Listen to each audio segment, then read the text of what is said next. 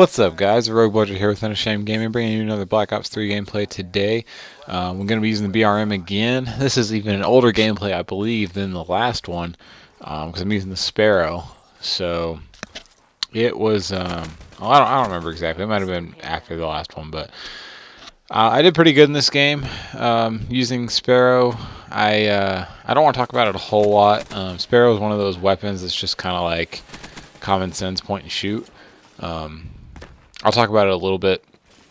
As you know, as you probably know anyway, Sparrow is, I think it's the very first specialist you get, Outrider. She has Vision Pulse and Sparrow, and Sparrow is pretty easy to get. You get it pretty quickly, it seems. I don't know if it's quicker than Tempest and stuff like that or not, but it's a little bit harder to use than like an Annihilator or a Tempest, and that just kind of, I don't know, to me I don't like it as much. You get 8 shots just like the Tempest. You have to kind of charge it though. You have to hold it down if you want a full shot, but if they're close like that you can just tap it. And it's basically a one-shot kill. You get hit and there's an explosion, so sometimes the explosion can kill too. So even if you miss, it's kind of like a crossbow from Black Ops 2 in that sense. So I guess it's fun to use. I personally, like I said, I don't like it. A lot of people use it though. You see a lot of people using the Sparrow, especially lower levels. But that's about it, I guess, for that I really want to say for the Sparrow. Like I said, don't want to talk a whole lot about it, but it's pretty much common sense. What I want to talk about is the future of Call of Duty. I'm worried about it, especially from a competitive standpoint, which is the kind of standpoint that I tend to take. There've been leaks, not confirmed or anything like that, of course, but leaks that have been reliable sources in the past that have said that the next Call of Duty title from Infinity Ward will take place in space, and that's really all they said about it. It'll be distant future space, and that's kind of worrisome, but also kind of not. The reasons for those two statements are: A, if it gets any more futuristic than like Advanced Warfare was, it's not going to be Call of Duty anymore. Black Ops 3 is good. The biggest thing that really needs to be taken into account is movement, of course. And that's where space worries me, because you get into movement, low gravity, jetpacks, that kind of thing. When I hear futuristic, that's what I imagine.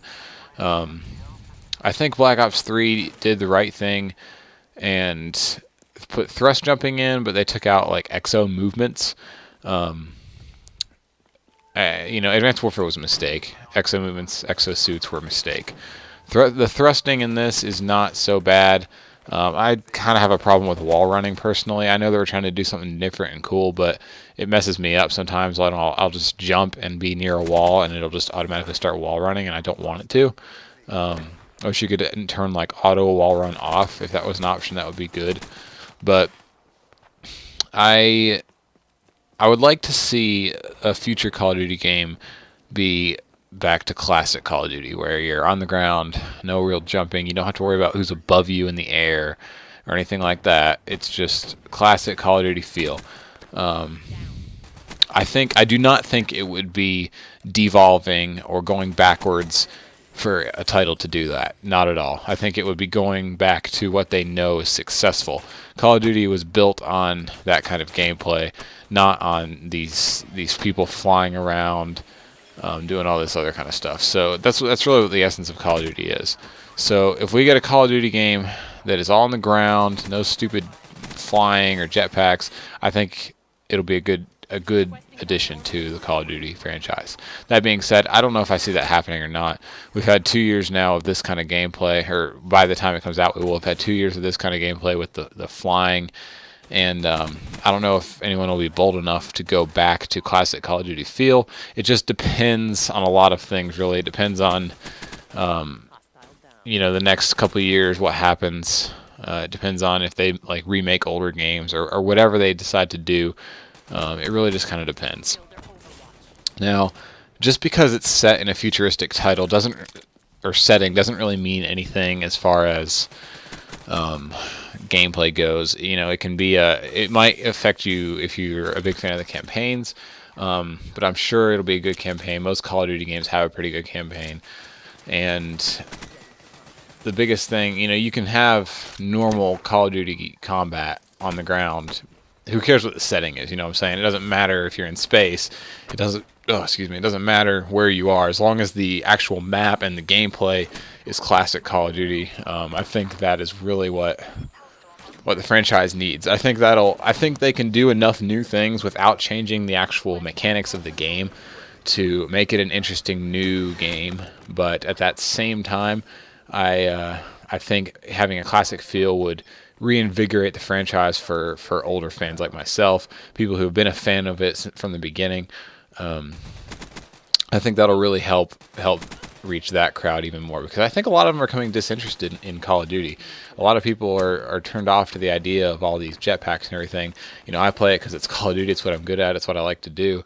But even me too. You know, I would much rather see a classic on the ground kind of Call of Duty game. So, you know, that's just my opinion. Again, these are just rumors, potential leaks that are out.